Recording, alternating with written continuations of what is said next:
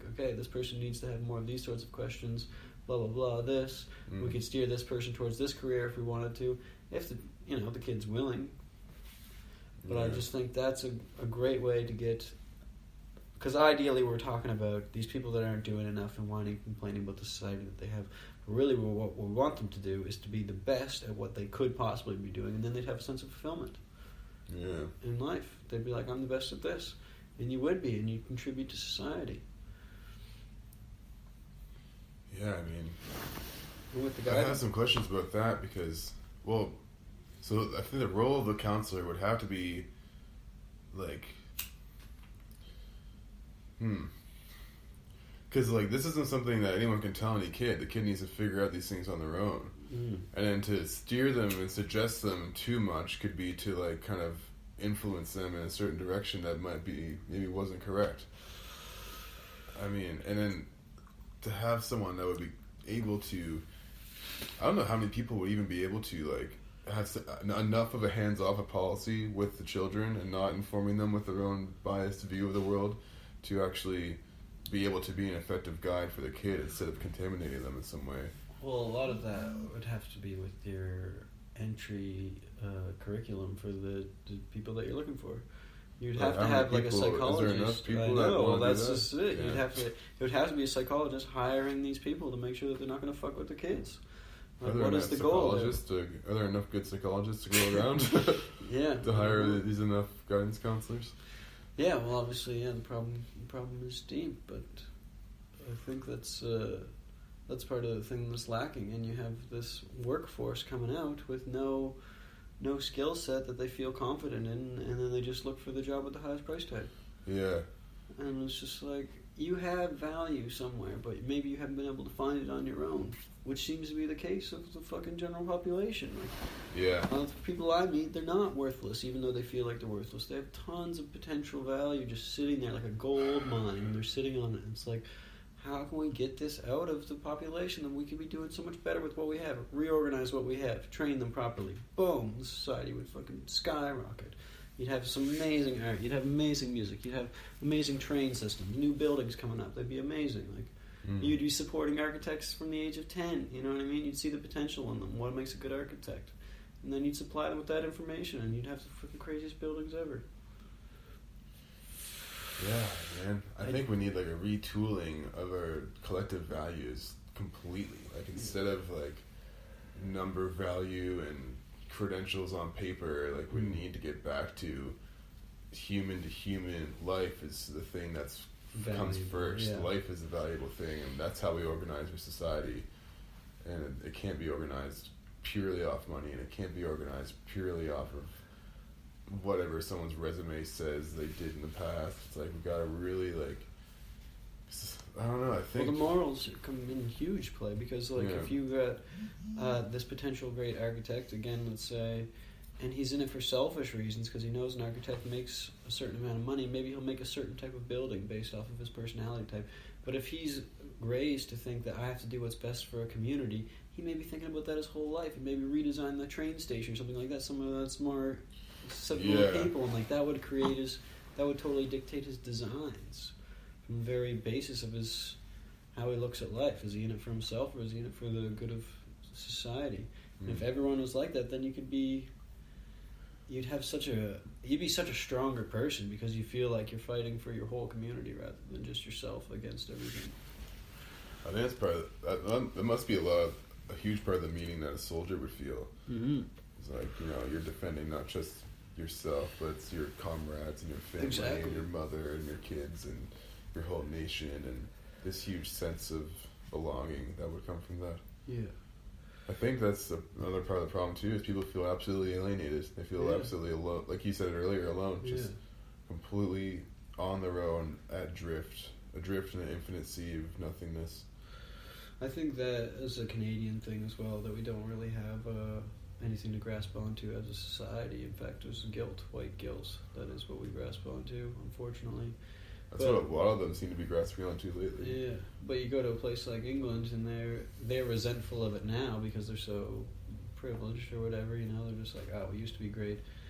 But the sense of community is still gigantic. You got the biggest stadiums in the world, the biggest soccer fans in the world, all getting together and doing the same thing on a regular basis. It's gigantic. When does that ever happen? No church has that sort of attendance or pull or anything in the world. Not today. All those people getting together and screaming and shouting for a common purpose is still there.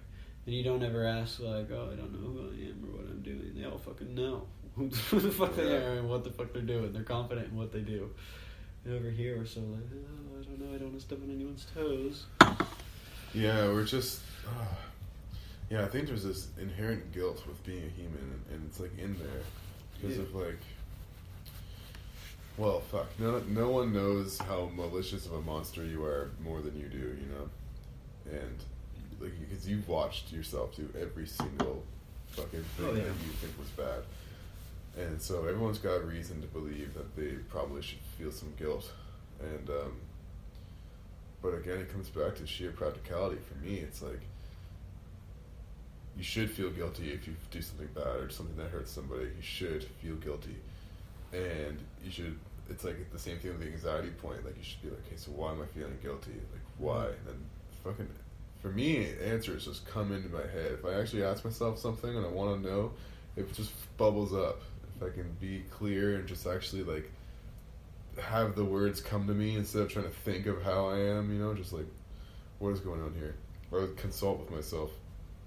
But you'll get the information and then analyze the situation. Always ask yourself about it. As long as especially if it keeps coming into your head, like if it's the same image keeps popping in your head over and over, this thing you did or this thing you said, or you know, or this experience you have with someone, you have to go into the experience and figure it out from as broad as an angle as you can manage, and articulate it and figure out, like, how were you so stupid that you let that happen?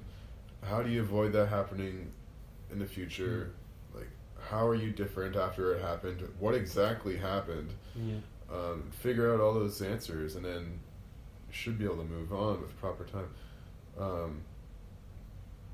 And so the guilt thing, again, from a pure practical perspective, is just not the right thing. You need to go into the situation and learn from it and then move forward better and wiser than you were before. But if you just are willfully blind all the time through your whole life, you miss all the information. And then not only that, but all this shit that you're supposed to process doesn't get processed, and you just turn into this fucking wound up, shaking little vibrating ball of madness. So do you think we'll both be psychiatrists one day? I don't know. I mean, we're both reading a lot about it and talking a lot about it. Man, so, okay, here's the plan I've been toying with lately. It's like, alright, this winter sucked. We hardly got any snow. It was brutal.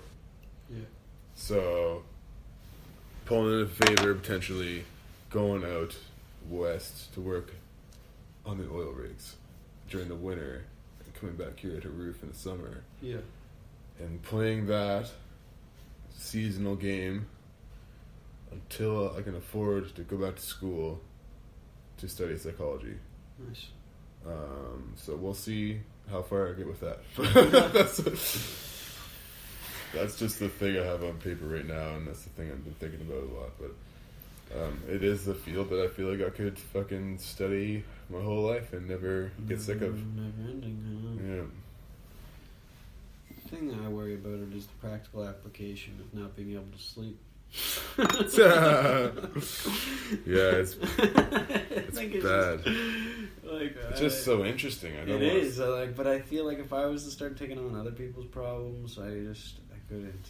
I feel like I'd have to do it in more of like a philosopher's point of view, where I don't. I do want practical application to help people, but I can't be so vested in it. I don't. Maybe one day I'll get over that. Maybe I feel like I'm being selfish, and I'm just like I don't want to have to suffer everyone's fucking shit. But maybe like every psychologist or psychiatrist has to deal with that, and they do it anyway because they know they can't help people, and they fucking deal with that shit so that they can. It's such a huge sacrifice. It's your whole goddamn life and mind given to them, like, for a price and time, whatever. But you're theirs. You know what I mean? You're there to help them, work with them, and it's like, I don't know. The idea kind of scares me of that specific avenue of psychiatry, but I find it fascinating. Like, this has been crazy so far.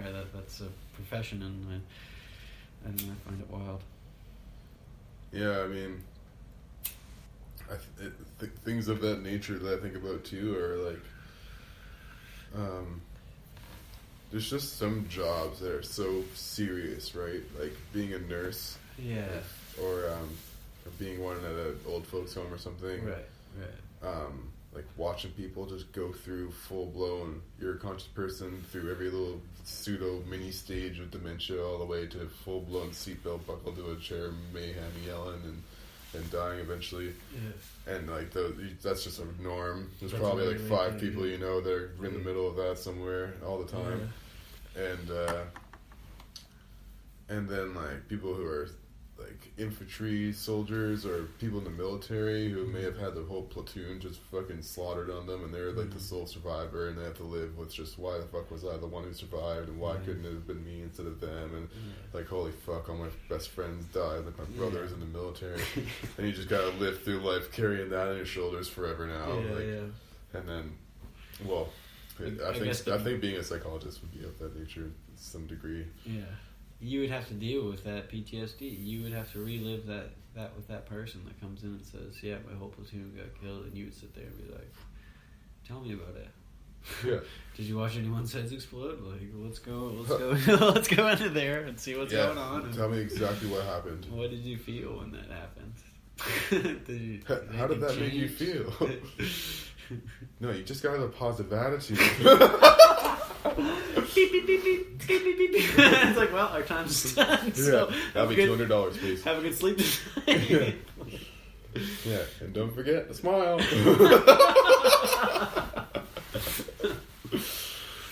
Put on your strong face. You're strong. Yeah. Everything's gonna be okay. No, the problem is you're eating too many carbs. Carbs are the devil. They're the devil. They're the reason your platoon died. Yeah, I sympathize with that, with what you said. Yeah, it'd be hard for sure. Be hard dealing with people's shit. Yeah. There's this idea that Peterson says there should be a drinking game by now. Like every time I've started a sentence with that lately, but this is one of his main fucking mantras is responsibility. So like he believes that the meaning in life is directly related to the amount of responsibility you take on. The more responsibility you can take on, the more meaningful your life becomes. Right. And then he also says things like, the only way you can possibly find this out is if you try it. You literally have to try and pick up the heaviest load you can, and then see if I was right. Mm. And so it's like, well, it demands like a really hefty upfront down payment, you know? You have to sacrifice everything first and then see if it worked, you know? Yeah. And so, but then he's also like, you don't got anything better to do because you're going to die. It's coming. Yeah, what do you have to lose? Yeah, what you already have, you already are going to lose everything. Yeah. So, don't freak out so much. As long as you're still breathing, man, things are fucking going swimmingly, more or less. That's a pretty intense statement. I shouldn't say that. I think so. I'm having a good time. Yeah. You know? Even though it's so expensive. I've been swimming, yeah. I've been going I'm swimmingly. not even having fun. I'm not even having any fun. What? You're not ever having any fun? Come on. Come on. Lighten up. Not having enough fun, maybe. Yeah. You gotta have some more fun. Yeah. Change what you're doing. Go out and have some fun. If you have, why don't you go out and have fun? What do you like to do for fun? I had a cold shower today for the first time since I was sick. I got sick like over a week ago. Yeah, how was that? And how was the sickness? The sickness was terrible. It was so bad. Strep throat, antibiotics. It was we called 811 because it was Easter and the walk-in was closed because I really felt like I should have went to the walk-in, but to book with my doctor takes about a week or whatever. Yeah. So they were closed, so we called 811, which is like you get to talk to a registered nurse, and you tell them the symptoms. So I was in bed telling her the symptoms, and she's like, okay, so here's my diagnosis. get out of bed, put your clothes on, and get someone to drive you to the hospital right now.